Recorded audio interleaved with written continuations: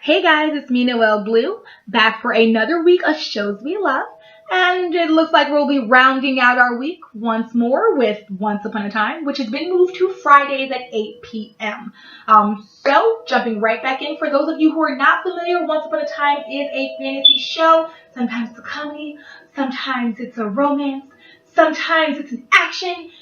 But as always, it's magical, and it's based on fairy tale characters who've been transported from their magical world in the Enchanted Forest to Storybrooke, Maine. Now, originally, it was based on the Snow White and the Seven Dwarfs story, and the first story arc of the show actually showed Snow White, Prince Charming, their child, the evil queen, Henry, meh. This reboot, it's been rebooted. It made it to 7 seasons. After last season, when they did the last big battle, most of the cast decided they just weren't coming back, and they decided to redo the show. So now that we're doing it, season 7 is not a spinoff, but it is an upgrade. We've seen it done successfully a couple of times. Charmed, I think Desperate Housewives did something kind of similar. Didn't really work out for a lot of people, but Charmed did. Charmed kept running. It did it twice. It did it once after Shannon Doherty left. It did it the second time after, in the storyline, after Leo died or after Leo became an elder.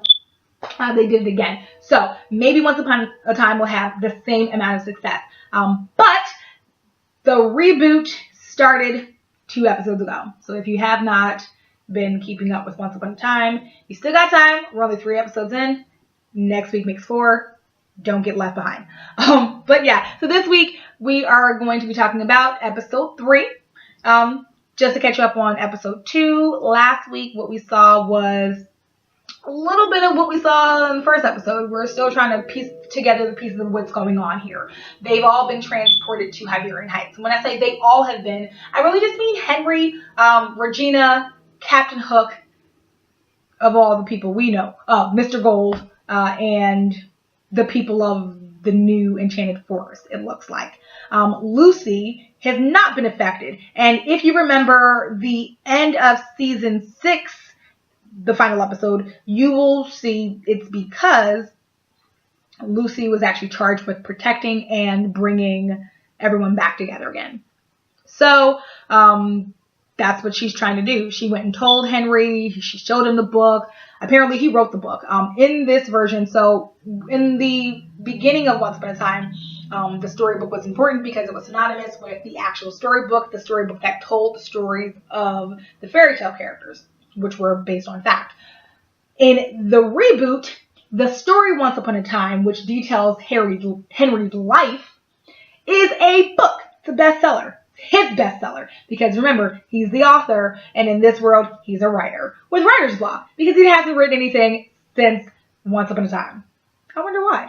So, last week she tried to convince him of this, and he explains that he doesn't believe her, and he doesn't believe her because he lost his family. His wife and his daughter allegedly died in a fire.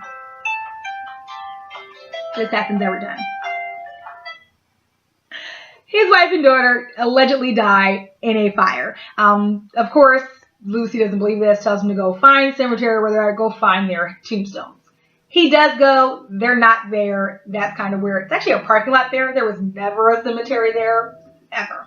So that was last week. And of course, we find out Emma and Hook are expecting a baby. And we find this out because after Henry tries to rescue Cinderella, he actually gets kidnapped by Lady Tremaine and requires Emma, Hook, and Regina to come rescue him. So Regina and Hook come. They're whispering about why Emma's left behind. It sounds like Emma's dead or has been kidnapped. Something awful happened to her. And if you've been watching the series as long as I have, you're sitting on the edge of your seat wondering what's going on. She's pregnant. It's all. It's fine. We also see an alternative Hook, or the Wish Realms version of Hook, who for a little bit tries to steal our Hook's identity. It's revealed once Emma tells Henry that she is pregnant, that this version of Hook actually managed to find love. He was happy. He had a daughter, and his daughter was kidnapped by a witch. That particular witch held her high in a tower, and he had to sneak in, and they would play chess, and he has her rook, and she has his knight, and that was that. So basically last week ended with Henry and that Hook teaming up. Henry's going to go help Cinderella and find out what's going on with her. This Hook's going to find his daughter in the meantime. They're going to help each other. And then Regina, she's going to come along because what is keeping her in Storybrooke? Robin Hood's gone. I don't think they're bringing him back. So maybe she's going to find love in this new realm. That one true love thing may not be true for her.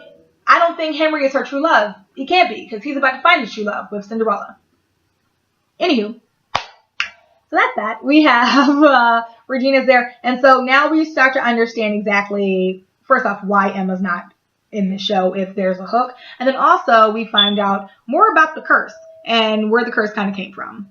Clearly, Henry and Cinderella had a budding relationship. They were able to thwart Lady Tremaine. And much like when Regina was beaten, Lady Tremaine caused a curse and sent them out there. This episode, we find out the reason for all of this. So we pick back up with where Cinderella on the bike. And Cinderella goes to meet Henry. Of course, as we know, Henry's not there. He's not going to be there because he was kidnapped by Lady Tremaine. Cinderella, for some reason, making way more noise than she probably should for someone who's hiding from the law. But she screams at the top of her lungs anyway, "Henry, can you hear me?" No, he can't, but a guard does. So she fights the one guard off, gets caught by the other guard, and then is rescued by Tiana. Now, I am really excited because I've been waiting for them to do some kind of twist on the Frog Princess in this show since they did Frozen. Figured it was the next step. Definitely was not. Anywho, they did it now. Yay. So, we see Tiana here, and Tiana is a part of the Resistance. And the Resistance is basically a group of people who are not trying to let Lady Tremaine and the royal family kick them out of their houses. Much like what's happening in Hyperion Heights. Victoria is trying to gentrify the neighborhood. And to touch on the real world, gentrification is a real thing. It's actually happening in my neighborhood right now, and I'm seeing a lot of people who I've never seen before, and they're tearing down places that have been there forever, and they're building yogurt shops. I don't know why we have a yogurt shop. I live in West Philly. Anywho, they're trying to gentrify Hyperion Heights, or the new Enchanted Forest. I won't call it gentrification for that, but they're trying to get everyone out. And so the Resistance is not trying to let that happen. Tiana, she's like, "I saw you wield a sword. You got to come with us. We need you." And Cinderella, who's still pretty bitter about the death of her father, is not trying to go anywhere with her. She actually just wants to get out of Dodge, since it looks like Henry's not there, and or maybe find Henry. I'm not sure. She doesn't really seem like she's on board at all. I thought she was going to run again, to be honest with you. So Tiana tells her that the death of her father was not just on the royal family. The death of her father was also orchestrated by Lady Tremaine, her stepmother. That seemed to be all that Cinderella needed because she is ready to go. She hops on the motorcycle, tells Tiana to hitch a ride, drops her shoe in the dust so Henry can find her, and they speed off towards the training camp or wherever they're sitting at in the woods. When they get there, Tiana immediately introduces Cinderella to a cobbler. His cobbler's name is Jeremiah, and he hands her a pair of boots. Now, I don't know if he's the cobbler from The Cobbler and the Elves, or if he's just the man who's there, or if he's there because he's a true believer, or what. He may only be a device for this episode. He may actually be kind of this version's Geppetto. I'm not really sure just yet. I want to know if those boots are magical. They may not be. It's perfectly fine. But if they are, I was right. Remember, I said it right here. Episode 3, boots are magical. Boom. So they have a little chit chat. It's explained that Jeremiah is one of the truest believers in the fight. Not sure what that meant at the time. You'll figure it out in a moment.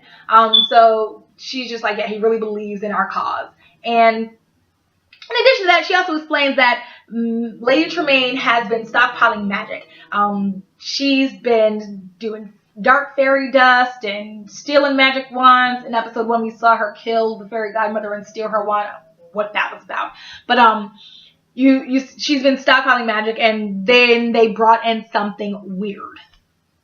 When Tiana handed her the picture, I actually assumed it was a jewelry box or something. Do you remember the boxes that Regina and her mother used to keep people's hearts in? It looked like that box, but like square shaped.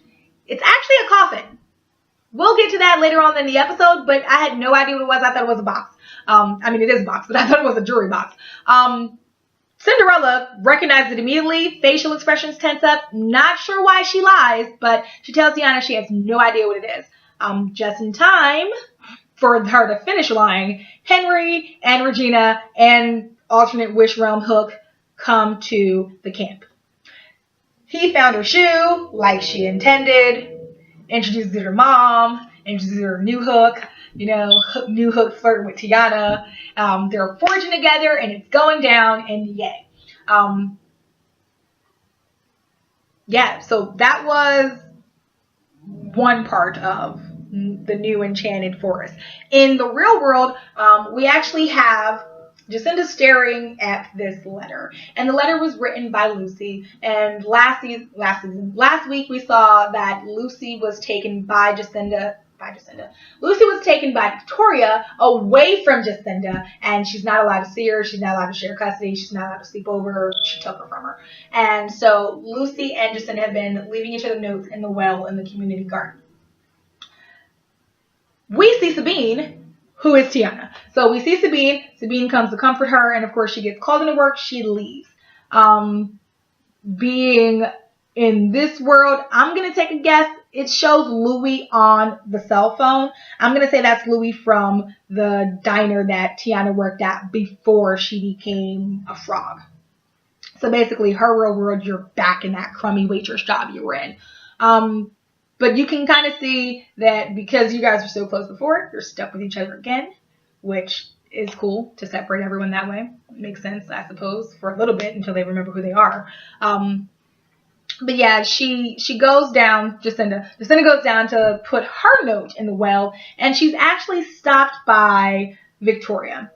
Victoria plans on digging up the community garden. Remember, Victoria's plan is exactly as it was when she was Lady Tremaine. Victoria is planning to get everyone in Hyperion Heights displaced. I want your land. I'm going to turn it into something else. In this instance, she wants to turn the community garden into some condos. In that instance, you won't have that. Well, there would be a condo. So Jacinda is upset because that's Lucy's favorite place. She loves that garden. So she's vowing to stop her, while Victoria is actually telling the construction crew to go ahead and do what they need to do. So we then have her running to Ronnie's, and Ronnie is explaining to her that there was a bribe. She's been bribing politicians, and she's been bribing specifically the politicians regarding the building permits. And this is important because that's how she's been fast tracking all of these building projects. Which is bad for them, but great for her. Actually, earlier that morning, Ronnie, Hook, and Henry have all banded together, much like they did in episode 2, have all banded together to take down Victoria. And so Ronnie last night actually talked to the politician who has been receiving bribes from Victoria, and Rogers has actually gone to go spy on him. And Henry is sitting in the bar researching some stuff when Jacinda walks in. Basically, that gives Ronnie an idea. Ronnie's like, well, if you get a petition with a bunch of signatures, then she won't be able to actually tear the park down. Speaking of Rogers and his attempts at following people, Rogers gets to the police station, runs into Weaver. Weaver asks him to do something. He makes up some weird lie, raises some suspicions, and ends up getting tailed. Here's my thing. If you're going to be spying on someone, you too should be aware that you're not being spied on. Because when you went to go follow this guy, you got Weaver right there on a fence somewhere, peering down at you, all up in your business, and you got caught. You got caught because you were sloppy. The real Captain Hook would not be that sloppy. So, basically, Rogers goes to follow Beck, and this guy looks like a douchebag. If you see he basically looks like if a Banana Republic model was standing on a corner. He looks like that guy in college who's a part of a frat and he roasts crew, and so, those real pretentious yuppie guys. He looks like that guy. And that guy in any show is a douche. And you want to kick him, and I want to kick this guy. He's got a very punchable face. But yeah, he's watching this guy, and Victoria meets up with the guy, gives him an envelope full of money. Victoria, another person with a very punchable face. She's just got that Melania scrunchy face thing going on. But yeah, so they do the handoff and then goes off, and then Rogers makes a phone call. To who? I'm not 100% sure, but that's all that we ever needed to see. And so they went to commercial break, and I don't, that was the end of that. Rogers then goes to confront the guy, which I'm not sure what he thought he was going to do. He just figured he would arrest him and kind of see what happened, shake the hornet's nest, see what falls out. That plan almost never works. It didn't work here either. He goes in and accosts the guy at lunch. That guy's, on his cell phone eating an empanada or something. And the guy's name is Michael Griffith. His Hyperion Heights name is Michael Griffith. I'm pretty sure he's the prince from the other realm. If you remember from episode 1, Lady Tremaine was like, yeah, I had to kill him. He was not really taking a shine to my daughter. And his brother, on the other hand, really likes her. I'm willing to bet you that Michael Griffith in the New Enchanted Forest is the other prince. That explains why he's a douche. That's all I'm going to say. So, Rogers is sitting down talking to Griffith. Griffith is really snarky and smart alecky, like he kind of knew he would be. He acts very much like his face perceives. Rogers takes him in, which is great. Of course, you're going to live to regret it. Those guys always say those kinds of things, and he takes him in anyway. Back in the New Enchanted Forest, you actually see Cinderella sneaking off. My issue with when characters do this in a story, it irks me. And it irks me because if you're going to sneak off, be able to fight. Be able to do something. Be able to make an impact. One of my favorite scenes from Walking Dead is when, I think his name is Merle. When Merle sneaks off to go to the commander, the general, goes to the general's camp. And he basically sacrifices himself, but he takes some people out, and he goes, he causes a distraction, and he wrecks some things, and he causes chaos, and he dies. He dies, and you knew he was going to die. Basically, that was going to be the end of the world, and you knew that was going to happen in the first place. They predicted it. But he went off on his own to do his own thing and made things happen. He was useful. He was beneficial. It was not a waste of time. This Cinderella seems to be, and no offense to the actress, once again, she's a wonderful actress. I've seen her in a lot of different things. But this particular actress, she tends to play roles as kind of the whiny, mopey character. Seeing her be fiery and feisty is something that I actually like to see. This Cinderella is not as aggressive as Snow White was. Snow White was, when we were introduced to her, a bandit. She'd been living on the streets. She was about that life. I'm about to, murder you before you murder me. Cinderella is more, there's something in there that, and we find out it's guilt. The guilt inside of her over past actions just causes her to shrivel up. She doesn't really know how to fight. She wants to, she just doesn't know how. And she doesn't really know where to start. And she feels like it's easier if she just runs away. She should have run away as opposed to what she did. What she did do, she went to go see Lady Tremaine. Lady Tremaine knew she was coming. What was the point? Immediately, you had no plan. No plan whatsoever. You had no plan. You didn't know what you were going to do. And she immediately saw you. And when she saw you, she takes you and she lets you see what you came here for. What that picture was a coffin. Now this is important because what we find out is that the coffin is housing Anastasia. And Anastasia, if you can recall, it was Anastasia and Drusilla were the daughters of Lady Tremaine. Lady Tremaine was the stepmother of Cinderella, married to Cinderella's father. For whatever reason, this Anastasia is dead. Now, I have a theory that this may be the Anastasia from the Anastasia movie, the Disney version of it. Anastasia Romanoff, maybe. Maybe not. She might actually be the Anastasia from Cinderella.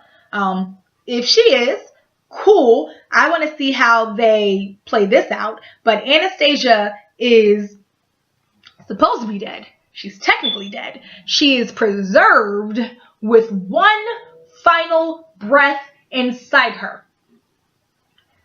Magic is a wonderful thing. You've been able to be preserved with one final breath. Which means if they ever unfreeze her, she's going to take one breath and die. But if they are able to find a cure, then she'll be fine. So she's been preserved with one final breath inside of her and kept in this coffin. And that is, what Lady Tremaine had moved into the castle. What does she need to bring Anastasia back? She needs the heart of the truest believer. Now, she needs this because Anastasia, as she says, is an innocent whose heart was pure. And so only a really pure heart is going to free her or bring her back. Now, if you can remember season 3, Once Upon a Time, Peter Pan needed a heart to bring him back. Whose heart was it? Henry's. So you kind of now see, now one, this is a different twist entirely because Snow White, that story arc, Regina wanted Snow White's heart because she wanted to kill her. Period. Simple and clean. No ifs, ands, or buts about it. There's nothing magical about your heart. I just want you dead, and the best way to do it is I'll crush your heart myself. Snow White, Cinderella, completely different. They don't even need Cinderella's heart. They actually want Henry's heart because Henry is the truest believer. Cool. Now, it's also cool because they brought back the part that Henry is a truest believer. If you've been following the show, you'll appreciate the nod to that little magical power of his that you may have forgotten. So it's revealed that that's what she's after. Lady Tremaine needs Henry's heart. And she actually explains that after what happened at the ball, she did a little digging, and after he escaped, she did a little digging and found out who he was, and who he was somebody very useful to her. So she enchants one of Cinderella's gloves and basically tells her, if you don't go and get me Henry's heart, I'm going to kill everybody in the resistance. So you got two options. You can sacrifice Henry or you can sacrifice everybody else. Choice is yours. What are you going to do? This is why I said she should have stayed where she was.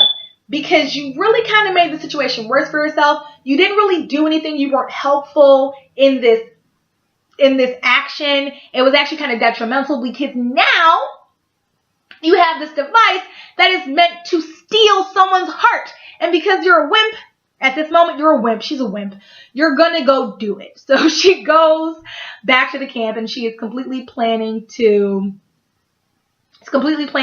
rip out someone's heart. She goes to Henry and realizes she can't do it. She can't do it because, of course, she loves Henry. Whether she realizes it or not yet, she loves Henry. And so she is not going to rip out his heart. But remember Jeremiah? Didn't Tiana say he was one of the truest believers in the camp? Well, a true believer of the fight is just as good as any other kind of believer. So she was going to steal his heart. Now, luckily, Regina happens upon her. Regina is not new to this. After growing with Emma for as long as they have, she knows when somebody's about to sneak off. So she saw her leave, saw her come back, watched her for a little bit, and then stops her right before she's about to rip out Jeremiah's heart. She explains that she did see when she left.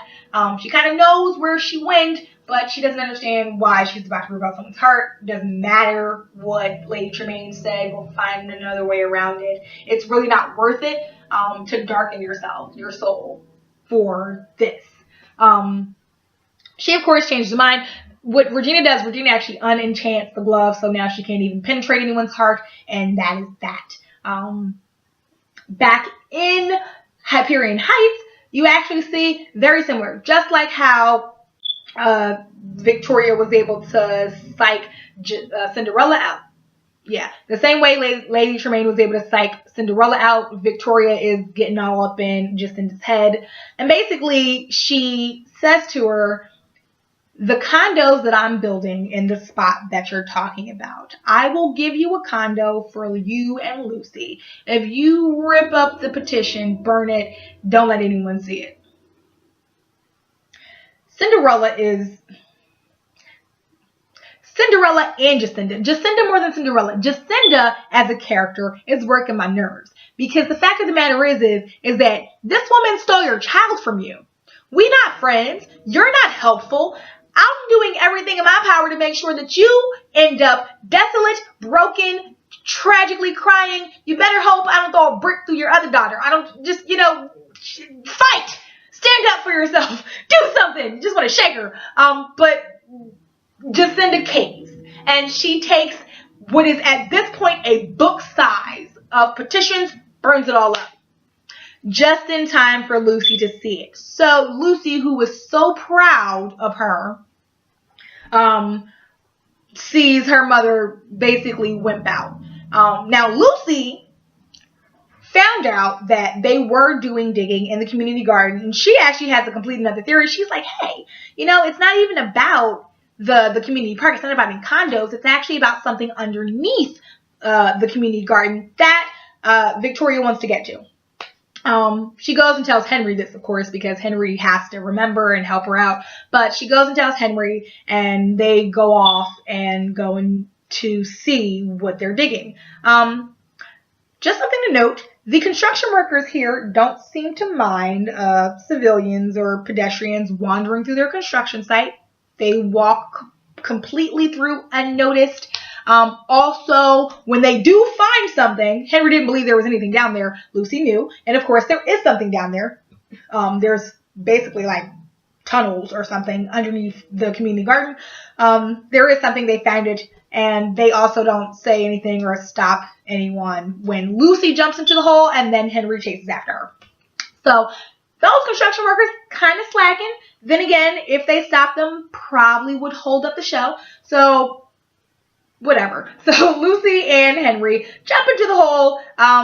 Lucy is still trying to convince him that there is something down here. Her mother is Cinderella. You're my dad. We're your family. The place is cursed. Listen to me, listen to me, listen to me. She even points out, I bet you when you went to the cemetery you didn't find anything. He actually explains he did not. There was not even a cemetery there. There were no tombstones. He tried to say something along the lines of, I forgot where it was. That sounds dumb. No one believes that. They don't find a coffin. They referenced season 1 when Henry took Archie down to the Storybrooke Mines. When he did that, they actually did find a coffin. It was Snow White's coffin, and inside that coffin was a trigger to destroy all of Storybrooke. They don't find that down there. They do find the tip of a glass slipper, though, and that is enough to get Lucy to kind of, this is my proof. So she actually went to go tell Jacinda that when she sees Jacinda burning the petition. So she's upset. She runs off. Jacinda feels like crap. Jacinda goes back to Ronnie's, which of course, much like Regina in the New Enchanted Forest, Ronnie here gives her a little bit of sound advice. It's okay. Victoria is about that life.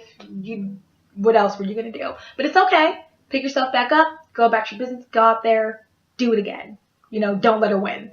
And so she doesn't. She actually goes and rallies the community back together and gets all those signatures. She also went out and bought trees and plants and grass and stuff. So after you're done signing again, go ahead and plant some stuff. It's going to be really hard for them to take over a community garden if there's an actual garden here. Henry finds Lucy pouting and actually goes and tries to see what's wrong with her. She doesn't want to talk about it. And they both discover that that's what Jacinda was doing. So that was a nice little happy story arc that actually ends with Lucy giving Henry the glass slipper piece because, of course, the prince is supposed to use a shoe to find his true love. Back in the Enchanted Forest, we actually see that Cinderella is trying to run away. Cinderella is trying to run away. Regina catches her again. Twice in one episode, I might add. Regina was the voice of reason. This is a long way from season 1 when she was poisoning people's apple tarts. I'm just saying. I'm very proud of the progress that Regina has made. So clap it up for you, boo. But yeah, Regina goes, stops her. Listen, we get it. Life's hard. Things have been rough. But running's not really going to solve anything. It's actually revealed in the conversation that she feels responsible for the death of Anastasia. Anastasia was only 14 years old. Lady Tremaine actually blames Cinderella's dad, but it was actually Cinderella's whose fault it was. And then that kind of gives a light bulb. That's why you keep letting her treat you this way. That's why you were her house servant. That's why you did this, that, and the third. That's why you let her call you Cinderella, which, because she's of color, sounds a little racist when you say it now. But we all know that originally they were all the same race, and Cinderella was actually because she used to sleep by the fireplace. But yeah, so this causes Cinderella to come back, and not only come back, but I don't want to be called Cinderella no more. My name was Ella to begin with. It's Ella now. Just call me Ella. So that was that. Cinderella becomes Ella. Ella is going to help the resistance, but she also explains to them that you can't just storm the castle like you were planning, because she's waiting for you.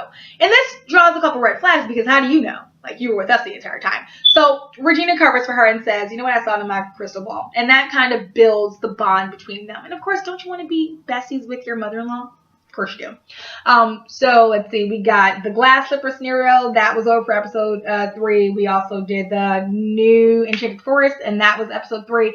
The storyline with Hook, or Rogers, and Weaver. Rogers went to go follow Abercrombie douchebag, and he did. And then Weaver went to go follow Rogers, and he did. And then Rogers went and accosted, being a Republic guy, and took him in. When he gets back to the station, though, Weaver has released him. Now, this is important because it pisses him off entirely. But this is why it's important. Right now, we don't know what side Rumple's playing. We don't know whether he's a good guy, he's a bad guy. He doesn't really seem to be working for Victoria, but he doesn't really seem to be trying to help the good guys either. Now, Rumpelstiltskin's always been a character who's been on the fence, so we can go any way with this, and who knows. So he lets Rogers know that not only did I let him go, but Victoria's, flunky is now my snitch. So whenever she calls him, he'll call me. This is why you need to listen to me and let me in on things, because I'm a G. And that's that. So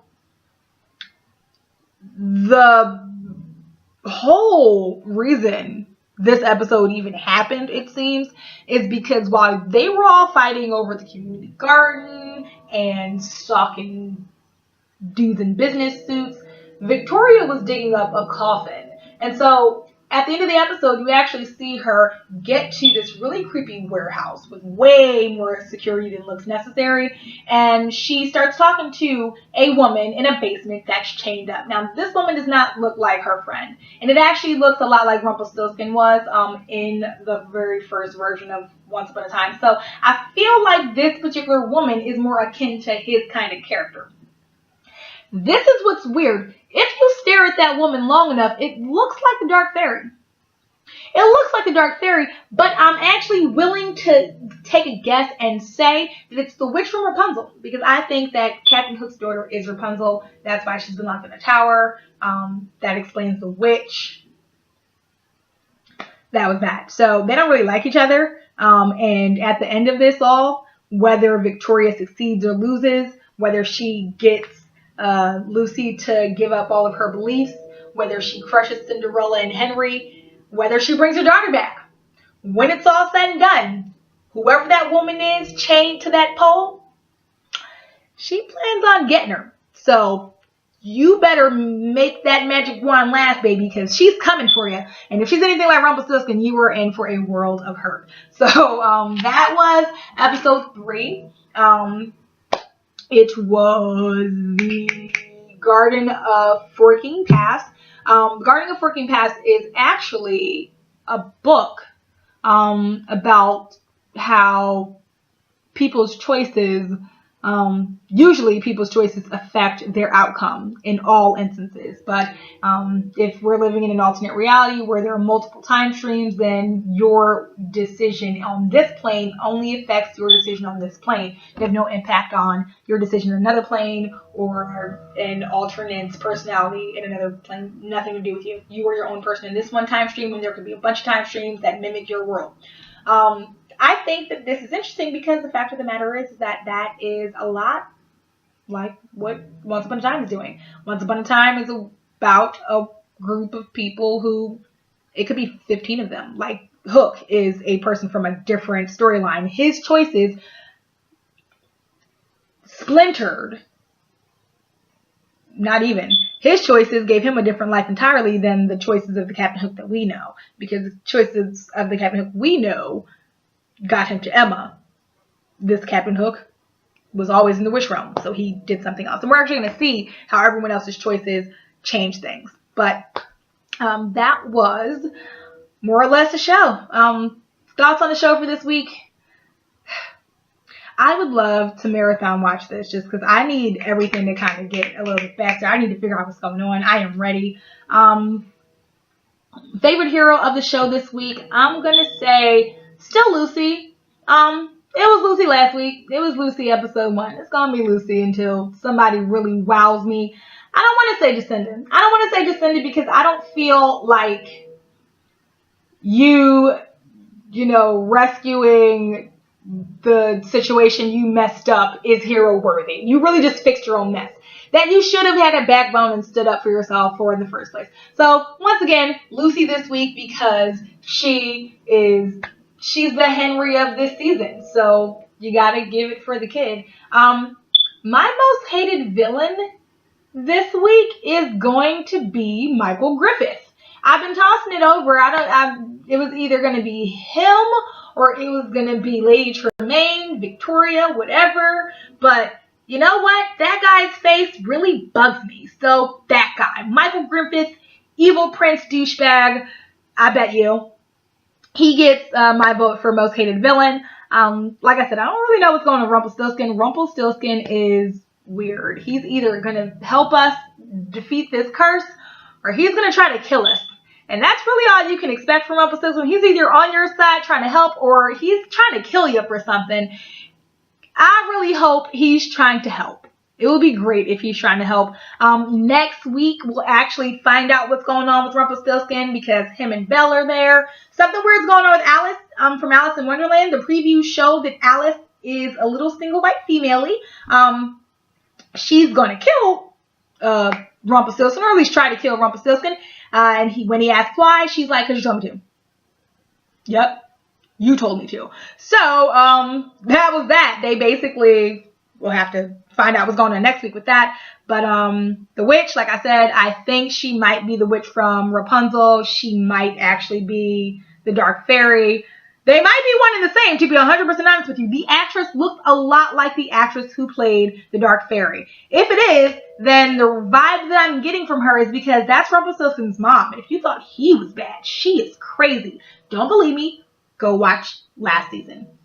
So Alice, like I said, Alice is a lot different. She's a lot different than the book.